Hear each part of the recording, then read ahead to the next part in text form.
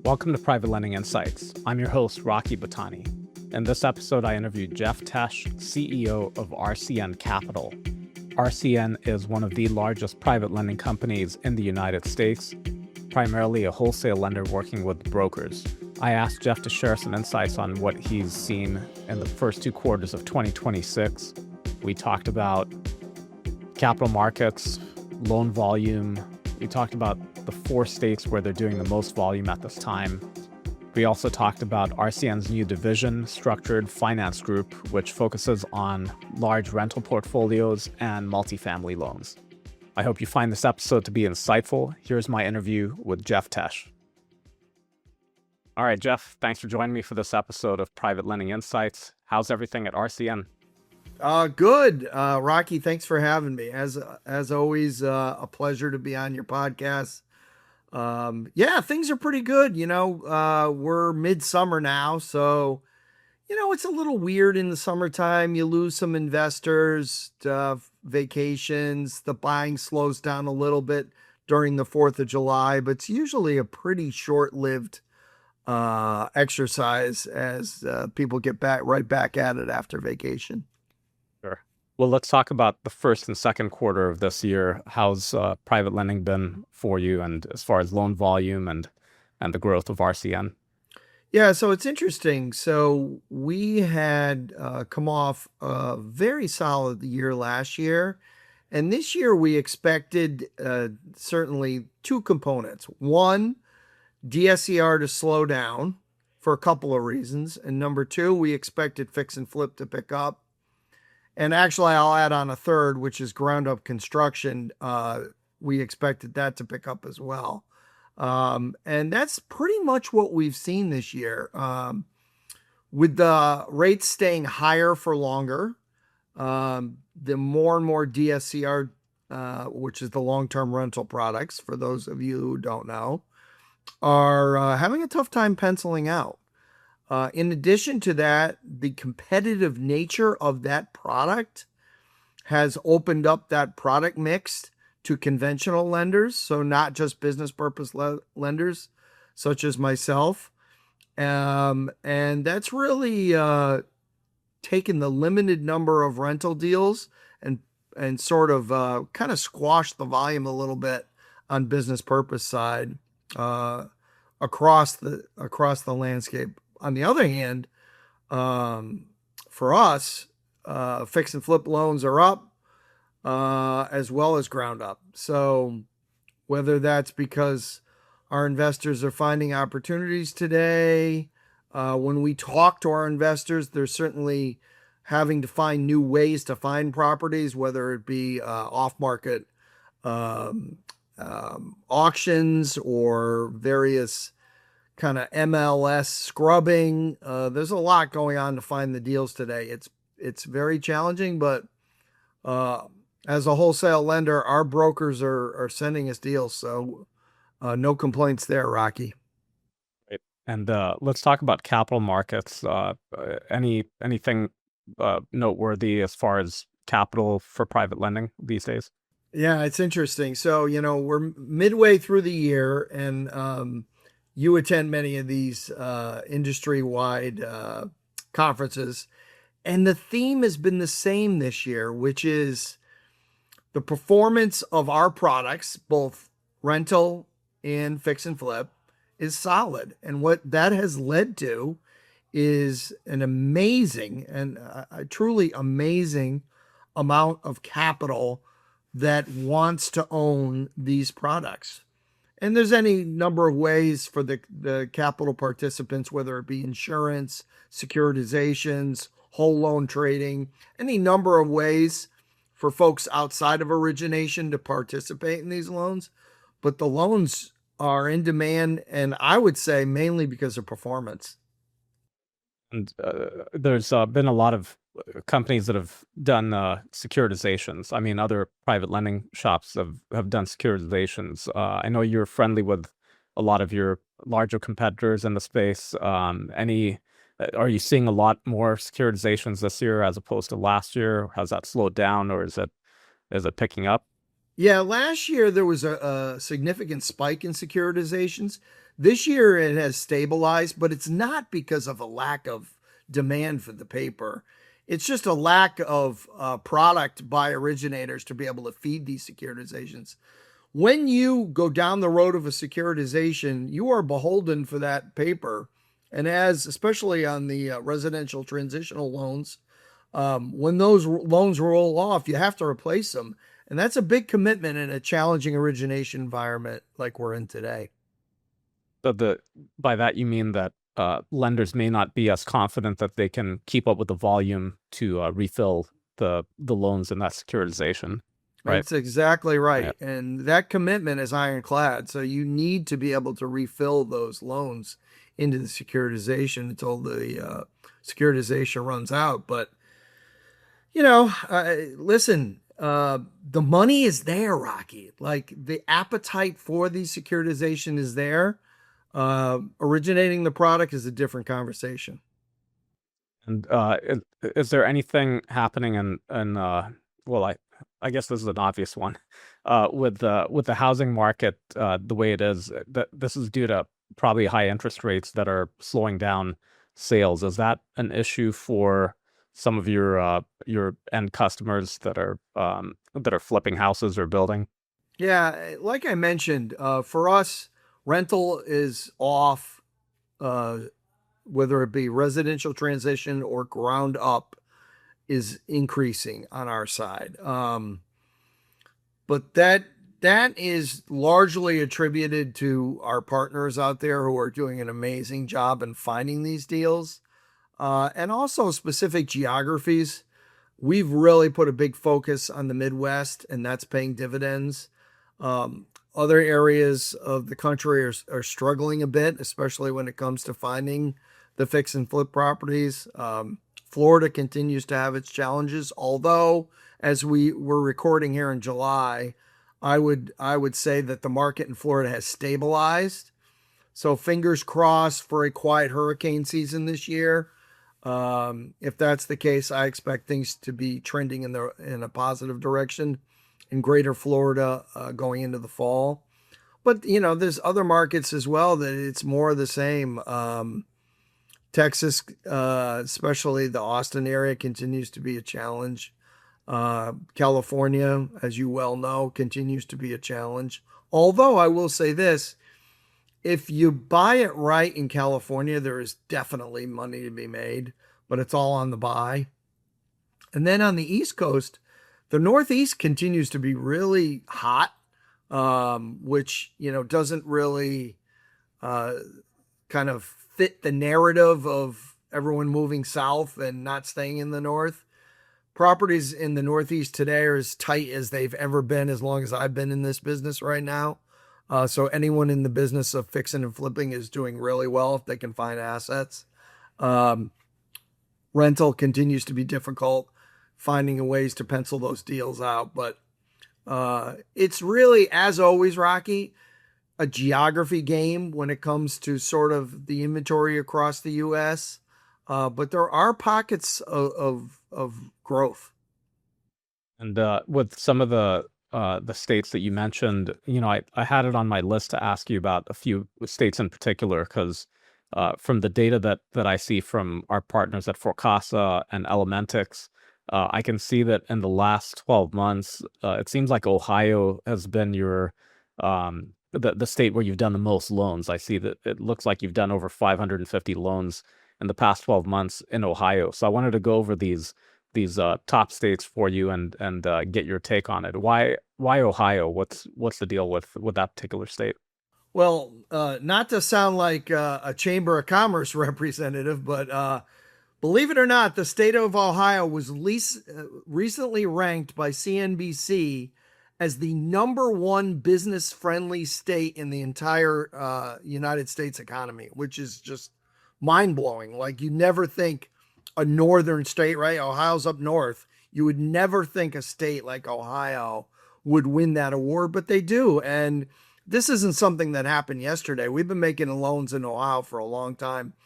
Really what it comes down to is they've enacted business friendly legislation that has increased investment. And with that investment, from corporations has led to is jobs.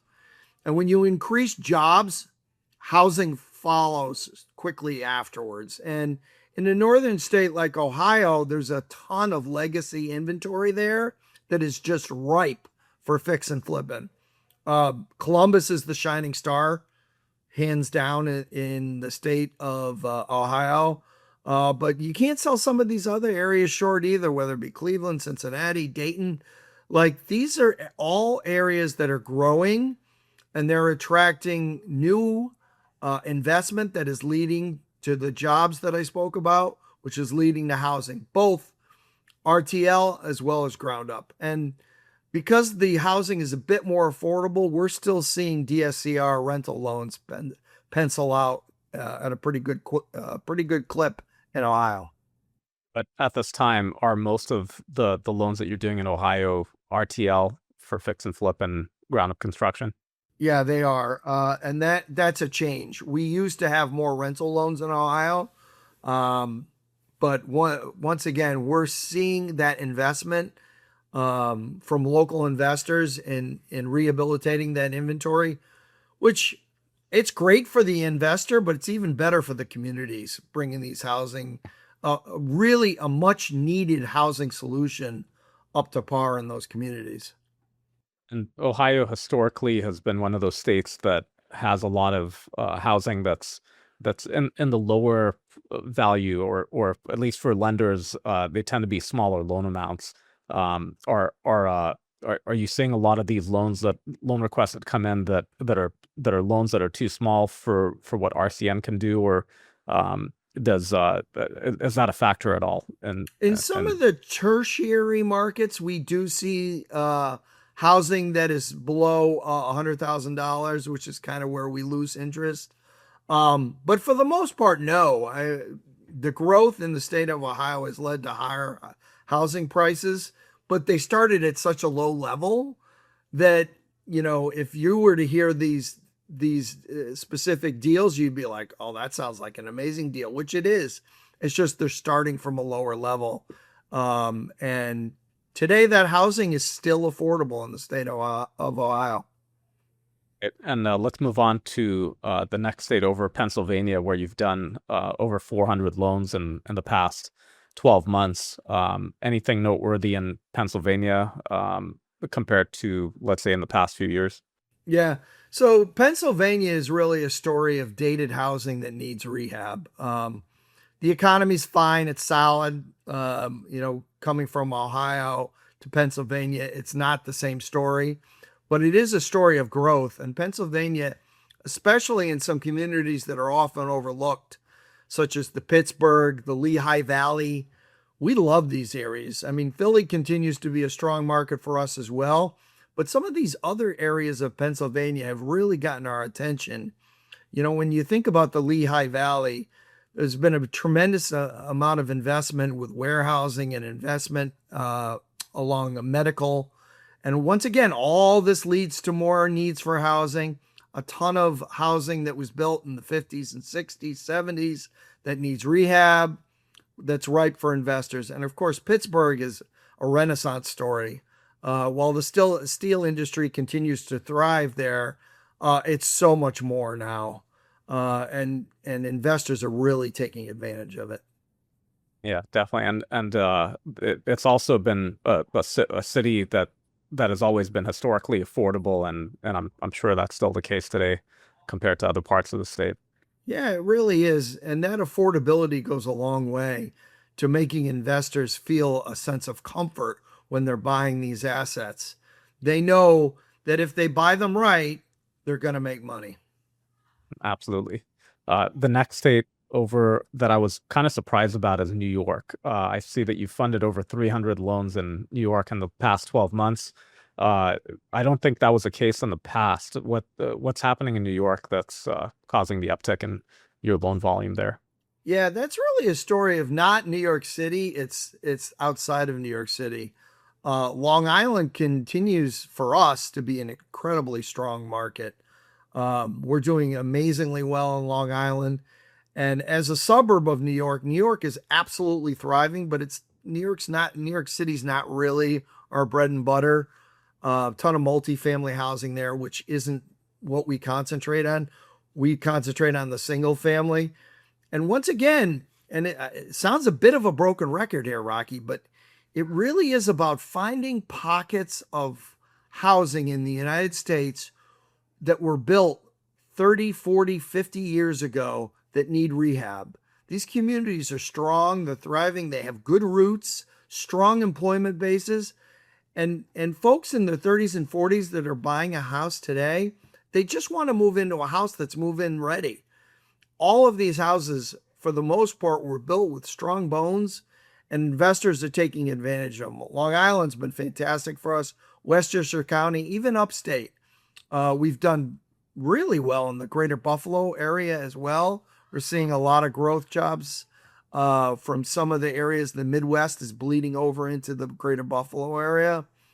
And well, maybe we could chalk it up to the Buffalo Bills success as well, Rocky. Sure. Absolutely. Great. We already talked about Florida a little bit. That was the next one I had on my list, but you already touched on that. You know, Florida is such an important market for the U.S. It is the market that certainly has a tremendous spotlight shown on it all the time. But Florida's a big market. You know, it's when you think about Miami versus Jacksonville, Jacksonville versus Tampa, it's very different. If I was to segment it out, I would say Miami is pretty steady. Upper East Coast, Jacksonville, Daytona is pretty strong, but the West Coast really continues to struggle. Tampa, Cape Coral, all the way down to Naples. They're just having a tough go of it right now, and we'll see how the fall shapes up. You mean with the hurricane season coming up? That's right. We're really hoping for a quiet hurricane season.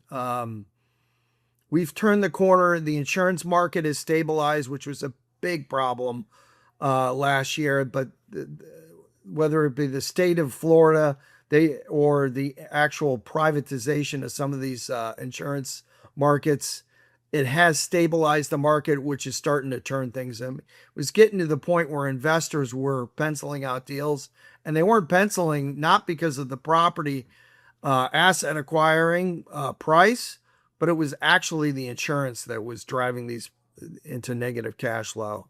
But we're starting to see that stabilize now. And is it stabilized because the state has stepped in to mitigate some of the loss of insurance carriers? Yeah, the state has done a good job in attracting some new underwriters to the state, which has really stabilized the market. And you know, the hurricanes from 2 and 3 years ago really it dealt a blow to Florida that they're finally recovering from. Yeah, definitely. All right, that's great to hear. Let's switch gears and talk about some of the things happening at RCN. You know, for people who don't know, RCN Capital's primarily a wholesale lender focused on private lending, RTL and DSCR. Anything new happening with your wholesale program? Well, one of the biggest things with wholesale right now is the integration of the ground up construction product into our wholesale platform. A ton of brokers, especially some of our newer brokers, don't have a lot of knowledge about ground up, and it's kind of scary, right? Like rehab, we buy the house, we figure out what the list is that you're going to fix it, we come up with an as repaired value, and away we go. Ground up is a little bit of a different animal, but we have really taken the time to build out internal education programs for our broker partners that they can take these self-directed courses, get educated on how to talk the talk with ground up construction.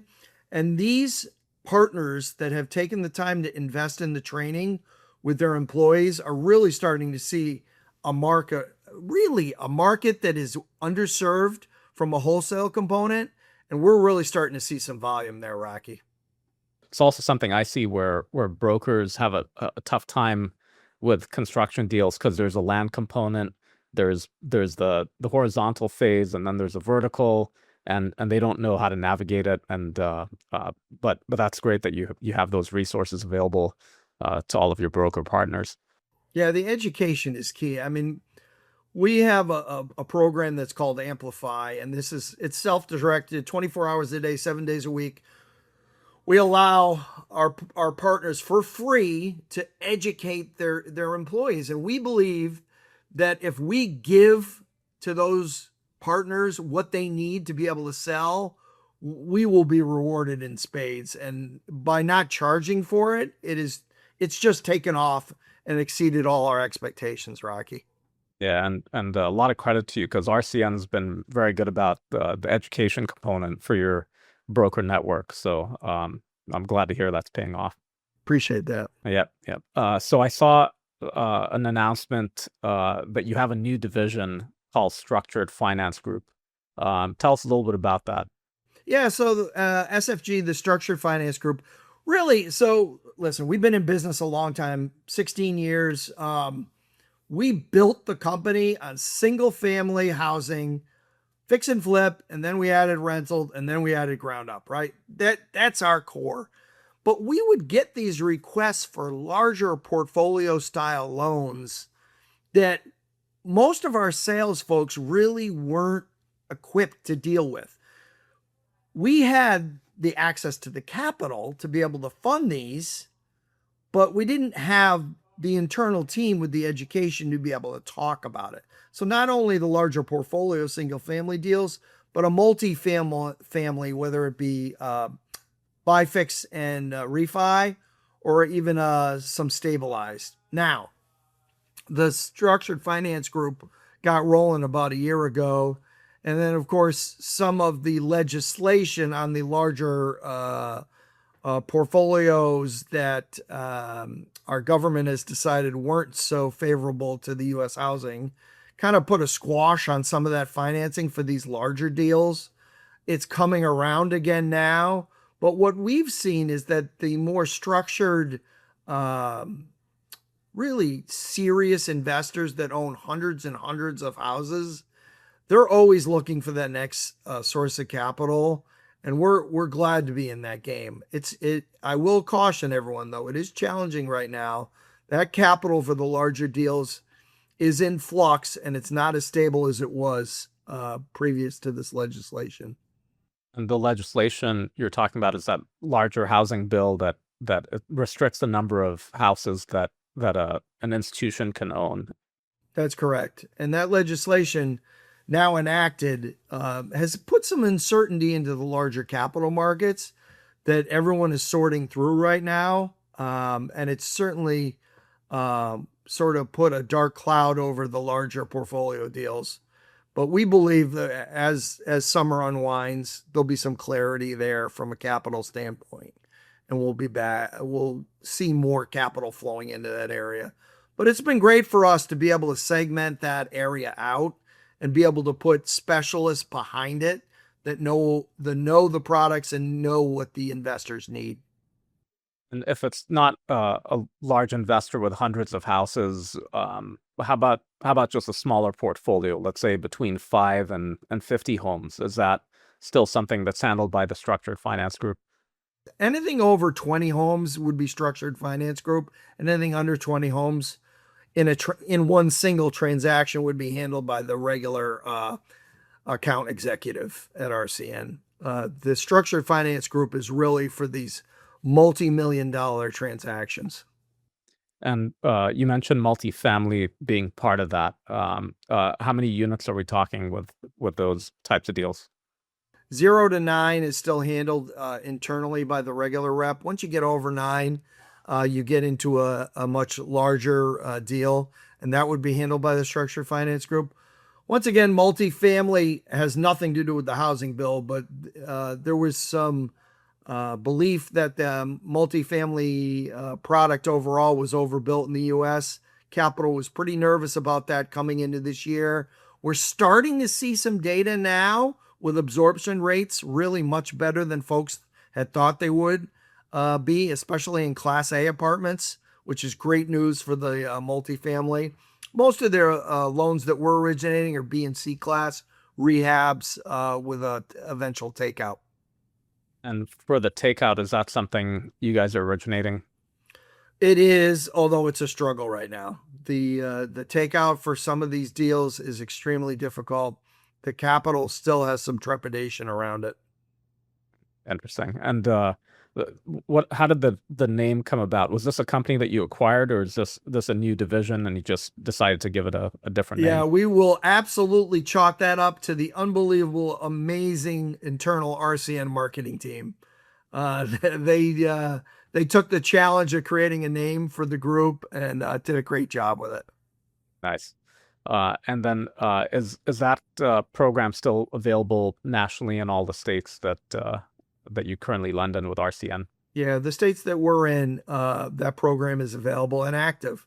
A matter of fact, I think we've got a couple of multifamily loans that are closing in July. So yeah, the product's out there. Once again, capital is interesting. Right now, the demand for single family asset loans and DSCR is as hot as it's ever been. But some of these more bespoke multifamily loans, the capital's a little bit nervous about it. But we are closing deals. Right, glad to hear that. All right. Anything else happening at RCN? Anything else you wanted to mention? Well, we're excited for, and I know I've already talked about the ground up construction, but we're excited for it. Rocky, overall, and you do a great job reporting on this, but the housing numbers don't lie. We continue in the United States to be anywhere from 3 to 4 million how, 3 to 4 million single family homes short in the marketplace. And there's only one way to solve that problem, is that's to build our way out of it. You can't legislate your way out of it. You can't discount or even interest rates. None of that solves the problem. The only thing that's going to solve the problem is building more houses.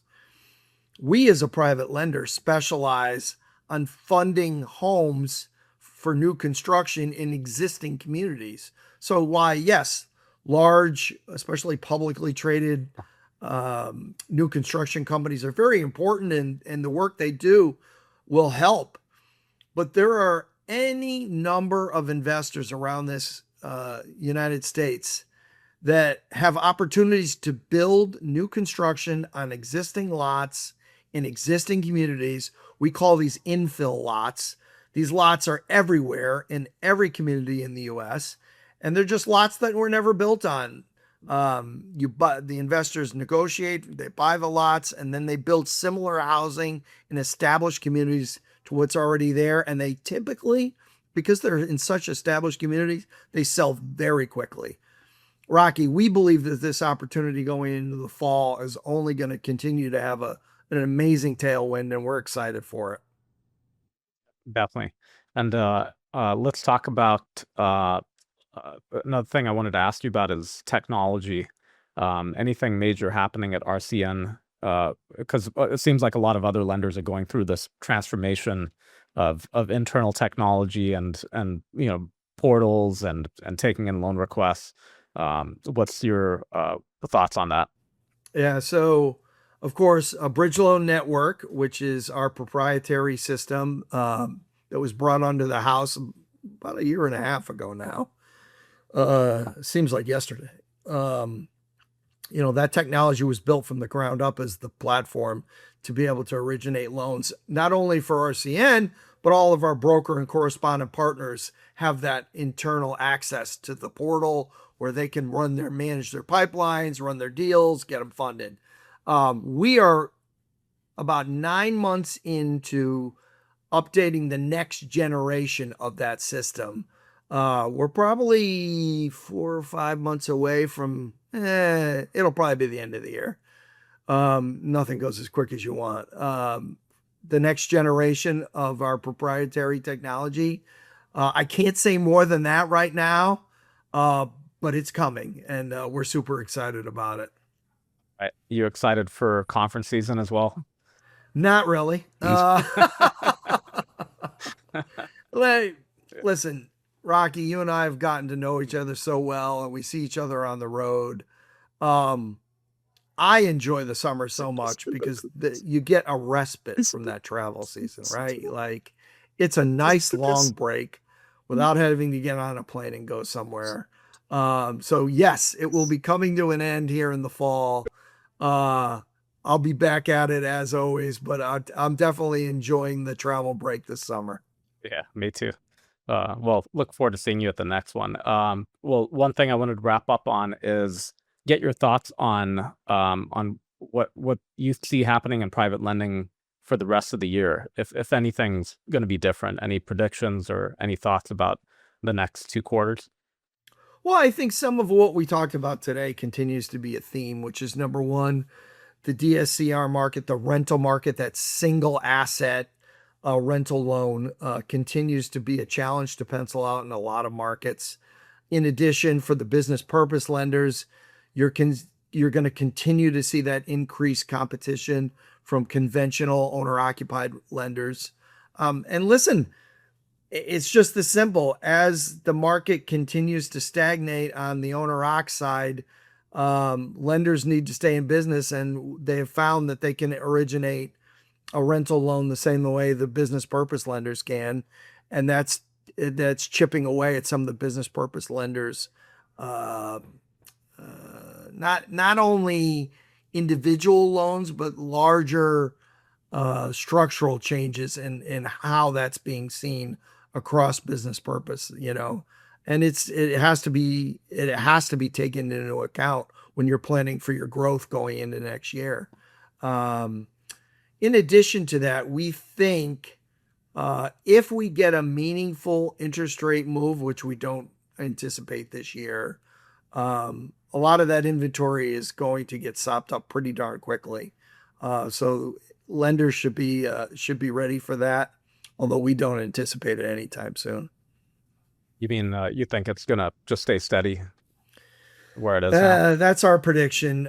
We don't believe that there's any appetite for decreasing interest rates in calendar year 2026. And that's unfortunate because that isn't how we came into the year. But listen, the inflation numbers don't lie. And when you see inflation where it is today, there's very little chance that the the Fed has the opportunity to lower rates. And the bond market has them hemmed in. I mean, the bond market doesn't lie. The bond market tells you where interest rates are going to go, and that is not lower. Yeah, definitely. All right. Well, Jeff, that's all I had on my list for today. Anything else you wanted to add? Anything I might have missed? No, I mean, listen, I think at the end of the day, it's amazing the amount of capital, and we touched on this, continues to want to aggregate our business purpose loans. It's a testament to the hard work that's been done over the last decade to make our product as viable as it is. And everyone deserves a little pat on the back for that. And hopefully more to come. Yep. And especially RCN, you guys have been sort of a pioneer in our space and still one of the leading national lenders. And it's been fun to watch your growth. Yeah, well, anybody that's seen me, it's always a testament to the team that we've built back at headquarters. Most of the employees have been there since they started. Most people don't leave, and we're really proud of that. We're proud of the organization we've built and excited to continue to grow. Amazing. Love it. All right, Jeff, thanks for your time, and look forward to seeing you at a conference soon. Thanks so much, Rocky. And that's a wrap for this episode. RCN Capital has been listed on privatelenderlink.com since 2016. You can find them currently in the wholesale section in the services directory, or visit rcncapital.com to learn more about their wholesale program. When you reach out, please mention that you heard about them from LenderLink and the Private Lending Insights podcast. Thank you for tuning in and listening all the way to the end.